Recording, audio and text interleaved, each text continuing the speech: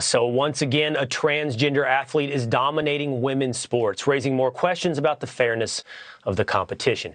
Listen to this. 22-year-old transgender woman Lia Thomas, previously Will Thomas, is a swimmer at the University of Pennsylvania and has already shattered numerous college records, including 3 earlier this month at a competition in Ohio. But it's no surprise.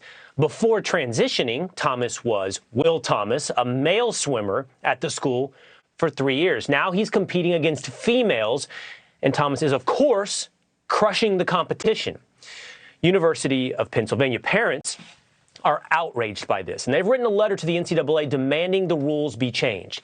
Its current policy allows transgender students to compete without gender-confirming surgery as long as they identify as that particular gender. So nothing is being done about it, and biological males will continue dominating women's sports.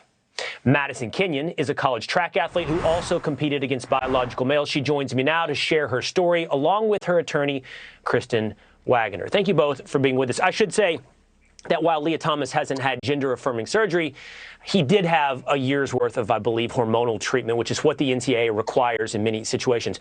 But Madison, it doesn't change the biological fact that he's a man. He went through puberty as a man. He has muscle, structure, and everything through 22 years of his life as a man. And Madison, you've competed against this exact situation in track. You've competed against transgender athletes. Yeah, I think I missed your question because it glitched. Do you mind asking it again? Yeah, sure. Would you tell all of us watching right now, what is it like to go into a competition against a transgender athlete when you know the outcome ahead of time? Yeah, it's extremely deflating. I've experienced it 5 times, and each time I lost to a biological male. And the fact that that's still happening, that women are still losing to biological males in their own sport, shows why we need more female athletes to speak up about this. And so I just kind of want to say to the female athletes in Pennsylvania, don't let anyone silence you. Speak up. Tell the NCAA, your athletic directors, and your coaches that you want fair competition, because doing this is nowhere near as scary as it seems, and the amount of support is overwhelming. Madison, I'm just curious. You ran track, right? What was your event? So I did the 3K in indoor track and the 1500, and I also ran cross country.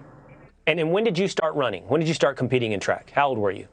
I think you asked me what event I did, but again, it glitched. I'm sorry, you're going to have to ask the question. I don't know what you asked. I'll ask you one more time. We'll see if we can work through this glitch. How old were you when you started training for competition in track? Oh, I started cross country in middle school and track in high school, so around 14. So you started training at the age of 14, and within a matter of, I would assume, a couple of months, a biological male stepped in and beat you after all of your years of training?